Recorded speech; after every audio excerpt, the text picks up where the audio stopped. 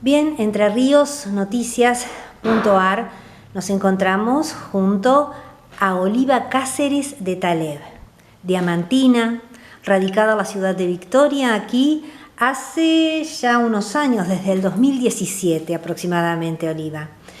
Y hoy, Oliva, escuchándote en un día muy especial, en un día que cala en la memoria de los argentinos. Vos, el día 24 de marzo de 1976, bien, entraron a tu casa, te llevaron y a partir de allí estuviste 7 años presa. Casi 7 años. Hasta el 29 de marzo de 1982, ya cuando el gobierno militar ya iba decantando. Mucho por contar, un testimonio, un fiel testimonio que vale la pena escuchar. No es menor que cuando te llevan a vos, vos tenías un niño de 3 meses, un bebé de 3 meses, estamos hablando del doctor Gamal Taleb, coordinador de Fiscalía de aquí de la ciudad de Victoria. Un año antes, en el año 1975, a tu marido Jorge Taleb lo habían llevado. Vos estabas embarazada de 3 meses, justamente del fiscal, el doctor Gamal Taleb. Y bueno, toda una historia, Oliva. Yo primero quiero que nos relates ese momento o que recuerdes qué nos podés contar de cuando ingresaron a tu casa y te llevaron. Bueno, primero, gracias por estar presente. Y bueno, lo que recuerdo es justamente parte de lo que me estás diciendo, la sorpresa de una irrupción militar que es, con el tiempo uno sabe que se produjo en miles de hogares a lo largo y ancho del país, que esta no es una historia únicamente individual, que recuerdo profundamente haber tenido que dejarlo a mi hijo, bendigo haberlo dejado. Un bebé de 3 meses en ese momento. Gamal era un bebé muy buscado, había sido, y pareciera que haberlo buscado tanto nos sorprende a los 3 meses que lo detienen a su papá y que ve desde lejos, acompaña desde lejos el crecimiento de ese bebé en la panza. Y a los 3 meses, como vos decís, soy yo la que llevan a la madre. Me llevan a mí y veo desde lejos el crecimiento de esa persona, de esa personita pero tan esperada, pero que de alguna manera se constituye por tan mala vida, digamos, que a partir de ahí de mi detención ocurre, se constituye en el pilar o casi en el sostén por el cual uno se compromete a regresar bien, ¿no? Es decir, se pasan cosas durísimas, todo lo que se ha dicho y se puede conocer es real, es verdad. Todo lo que uno ha escuchado, distintos relatos, das fiel testimonio que tal cual fue así de crudo. Tal cual fue así de crudo. Es así. De cruel.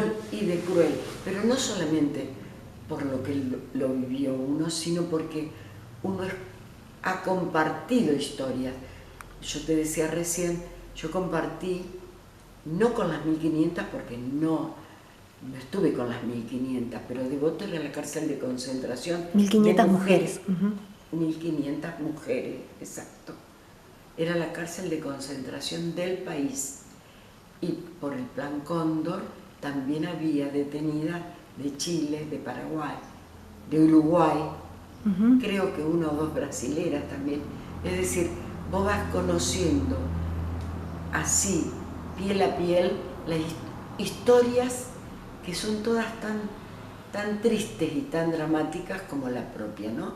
Pero que te hacen salir de tu propio ombligo, que te hacen conocer esa otra historia, te hacen volver más comprensiva.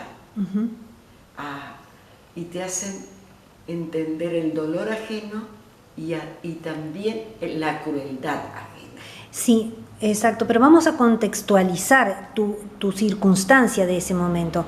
Vos sos contadora, en ese momento eras docente, Sí, tu suegro era el intendente de la ciudad de Diamante, Neye Taleb, sí. Y tu padre era el secretario de Hacienda de esa gestión. Estamos hablando de Mario Pablo Cáceres. Sí, señor. Es así. Digamos, no es sorpresivo para mi suegro cuando él me dice, vestite porque están los militares, esa noche del 24, la madrugada del 24 de marzo. Yo pienso, vivíamos él y yo solos, ¿no? Y sé que para él no le resultó extraño, porque él había estado preso en el 55, lo habían perseguido mucho tiempo. Mi papá se había tenido que ir del trabajo porque él estaba dentro del gremialismo, era recibidor de grano, trabajaba en la Junta Nacional de Grano y también había sufrido toda esa persecución. Digamos, es una familia que tiene una tradición militante, sí, un compromiso, del cual nosotros lo hemos mamado, si se permite la expresión, ¿no? Es decir, yo creo, además, si vos lo ves un poquito hoy a la distancia, era el lugar donde teníamos que estar. O estábamos de este lado o estábamos del otro lado. Y hay algo que siempre yo rescato y lo digo por las dudas, ¿no? Si no queda claro. Yo jamás voy a estar del lado, aunque me pese, aunque me cueste lo que me cueste, jamás voy a estar del lado de la gente que volteó del gobierno democrático. Irigoyen, Perón, sí. Frondizi, Ilia, jamás. Oliva, vos aparte de docente, de contadora, sos escritora. Tenés distintos libros, uno de ellos que es el libro Mayoría de Edad, justamente que relatás mucho de esta historia. También hay un poema, una poesía que está escrita para tu hijo y la escribiste en esos días. Yo simplemente leo el primer párrafo. Quiero decirte, mi niño, que existo. Por nosotros, juro que existo, que no es piltrafa este cuerpo, aunque se ensañen con él. Creo que en estas palabras definís exactamente lo que estabas viviendo. Habías dejado a tu bebé de 3 meses y te habían llevado a Paraná. Primero a Paraná y después estuve casi 5 años en Devoto, antes de regresarnos. Unos meses que estuvimos también antes de salir en libertad. Vos a este poema que escribí estando en Devoto, donde gracias a Dios iban a visitarnos 2 veces al año, y la crueldad humana llegó hasta pergeñar que no hubiera contacto físico con nuestras familias. Entonces las visitas eran en locutorios de vidrio, digamos, es decir, no nos podíamos tocar, ¿no? Yo simplemente digo, la crueldad humana hasta dónde puede llegar, porque en una de las sesiones de tortura a mí se me dijo, no solamente hay que matarte a vos, también hay que matar a tu hijo y a los hijos de tus hijos, para que este país sea el de ellos, ¿no? Claro. Es decir, y desde este lugar, pese a todo lo que se ha dicho y se dirá siempre de las víctimas, jamás pensamos que había que matarlos a ellos, a los hijos y a los hijos, ¿verdad? Es decir, hay una mirada distinta sobre cómo se construye una sociedad más justa. Y nosotros participamos con el auspicio de varios abogados, entre los que estaba mi hijo y después se sumó mi hija más chica. Logramos el juicio a los represores de Entre Ríos, a ciertos, y los condenaron. Hace aproximadamente 2 años uno de ellos pidió la libertad condicional o en su defecto la libertad, estar preso en su domicilio. Y el juez, vía Zoom, nos consultó qué nos parecía eso. Yo primero soy respetuosa de lo que diga la justicia. Digamos, la decisión de eso la tenía el juez. Bien. Pero yo, ¿sabes lo que le dije? Dígame si lo escuchó arrepentirse, reformularlo, decir cuán equivocado estaba, que había que matarme a mí, a mi hijo y a los hijos de mis hijos. Bien. Entonces ahora yo quiero hacerte esta pregunta, escuchando y sobre todo porque veo que haces mucho hincapié en eso, en esas palabras que calaron hondo en tu corazón y te quedó en tu alma, quedó en tu corazón. Cuando vos continúas tu vida, vos imaginate que vos quedas libre el 29 de marzo de 1982, después de 7 años. Estamos en 2024 e incluso recién fuera de micrófono también vos me repetías estas palabras, quedaron ahí. Cuando vos intentás perdonar seguramente para poder seguir, ¿desde qué lado te parás? ¿Cómo te parás frente a eso? Y sobre todo porque esas palabras siguen resonando en vos, en tu recuerdo, en tu memoria, están allí instaladas. Mira, si hay algo que es difícil la palabra perdonar, ¿no? Porque es como situarte en un lugar donde vos tenés ese poder, esa gracia, claro, como le quieras decir, o esa virtud, ¿no? De decir, te comprendo. Y me ubico yo, en ese momento, en un lugar superior. Bien. Pero en otro momento también digo, te recuerdo que te tengo que perdonar porque me hiciste tal o cual cosa. Bien. Esto no corre por mi cuenta. Yo sé hay algo que de lo que tengo orgullo, y eso me hace mirar a los ojos a todo el mundo, es que ninguno de nosotros tomó represalia por mano propia. Bien. Nadie. Y tengo el orgullo de decirlo, aunque parezca vacío de humildad, ¿no? Pero son 40 años que hemos transitado sin nada de eso. Y te voy a contar un detalle. Dijiste que era docente y tuve alumnos y alumnas familiares de torturadores. Jamás van a poder decir que encontraron en mí un así de reproche por lo que hicieron sus padres. Porque si hay algo que nos ha mantenido es los hijos no deben cargar con la culpa de sus padres. Los hijos no deben. Y a casa de por medio de donde vivíamos, vivía la persona que lo torturó a mi marido. Nos veíamos a diario y estaba denunciado. Y ¿cómo te podría decir? Y otros que también eran de Diamantes, que fueron denunciados, fueron a mi casa a tocar el timbre, a decirme, pero yo no te torturé. Y entonces, porque sabía que íbamos a declarar, y yo solamente le dije, fíjate, lee la declaración, la que hace la denuncia, fíjate si estás. ¿Y qué decimos? Es decir, sí, hay algo de honestidad y de sinceridad, no solamente en los juicios, sino en la vida cotidiana, que es lo que por ahí uno sigue defendiendo, ¿viste? No ves lo mismo del otro lado. Seguro. Bien. Del otro lado no quieren, ¿eh? No nos engañemos. Cuando hablan de reconciliación, yo diría, antes que preguntármelo a mí, pregúntenselo a ellos.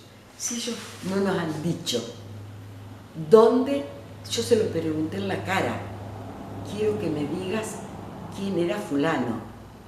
Porque fulano, que lo digo, Ramiro era uno de mis torturadores. ¿Me entendés? Es decir, y no lo dijeron, quiero que me digas dónde está fulanito de tal, un compañero que desapareció. dónde están los bebés. Y no te lo dicen. Ellos sellaron de por vida su palabra. Bien, Oliva, lo último, para cerrar, y bueno, después de esta historia de vida, uno te escucha y verdaderamente es como, incluso lo hablábamos fuera de micrófono, repito, ¿no? Uno te escucha y es volver a escuchar esos relatos tan crueles vividos en esa etapa de la historia argentina.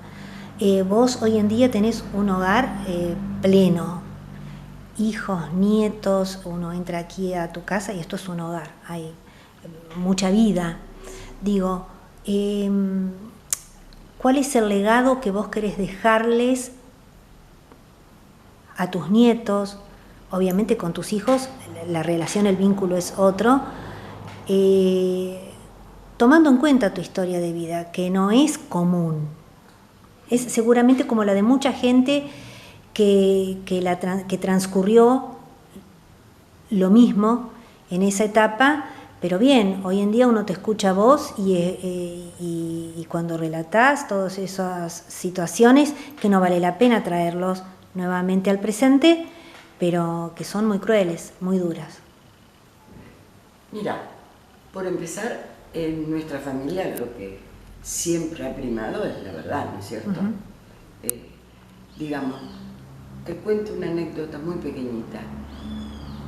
Lo llevaban a Gamal de 4 años, que ya había un diálogo y todo lo demás. Y mamá dice, estaba con mi mamá, y le dice, ¿viste? Llegamos a verla a la mami en la escuela.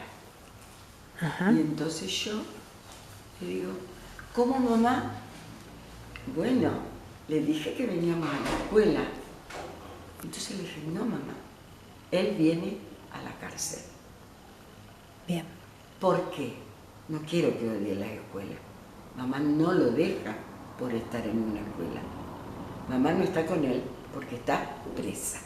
Este ejemplo, esto que te lo digo porque la verdad es la que debe primar en todo legado. Nada de disfrazar, nada de decir los héroes, los esto, no. Esto pasó, esto ocurrió. Los abuelos les dirán a nuestros nietos, eran así, participaron de esto, quisieron esto, lo sufrieron y se encuentran con que ellos pudieron ser sobrevivientes de una historia que no todos pueden contar. ¿Cuál es tu vínculo con Dios después de esta historia tan fuerte? Después de esas torturas que padeciste, y fue durante 7 años. Sí, ha tenido ida y vuelta, por supuesto, nunca he renegado que soy cristiana, digamos, católica. Yo he hablado con sacerdotes, rezo, voy a la iglesia, trato de, ¿cómo te podría decir? De no sacar el carnet de afiliada para que la gente me admita más o me respete más, ¿no? Es algo, esto de las idas y vueltas, es todo un aprendizaje, es un acto de sinceridad hacia adentro, ¿cómo te podría decir? No estoy aquí para juzgar a la iglesia, es un sentimiento que uno tiene. Bien. Y que lo valoro profundamente. Valoro los sacerdotes que me dijeron, por ejemplo, Oliva, también en los torturadores hay un Cristo. Bien. ¿Viste? Es decir, no solamente estaban con nosotros. Perfecto, muy bien. Oliva Cáceres de Taleb, Sí. muchísimas gracias por habernos atendido y muchísimas gracias por dejar este testimonio y bueno, y bienvenida a la ciudad de Victoria. Estás aquí desde el 2017 y feliz. Estamos felices. Yo jamás hubiera creído que hubiera dejado Diamante, pero elegiste Victoria. Sí, digamos, elegimos nuestros nietos, nuestros hijos, Sí. y después conocer gente maravillosa. porque es fantástica la ciudad. Perfecto, muy bien. Muchas gracias, No, Olga. al contrario. Gracias.